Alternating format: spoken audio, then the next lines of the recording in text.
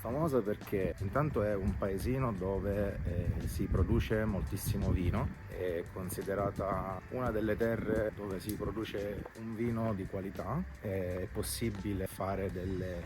degustazioni di vini, anche se nel periodo in cui siamo noi, devo dire che siamo praticamente solo noi in giro, non c'è nessuno, i ristoranti, le botteghe sono quasi tutte chiuse. Oltre ai vini, storicamente ha un'importanza perché è stata terra dei sicoli, dei sicani, successivamente è stata dominata dagli arabi, prima degli arabi dai greci, poi dagli arabi e poi dai normanni e dagli svevi. Castiglione di Sicilia è stata nominata come uno dei borghi più belli d'Italia, è un paese che vive di turismo specialmente d'estate e in primavera, ma è possibile visitarla durante tutto l'anno perché si può assistere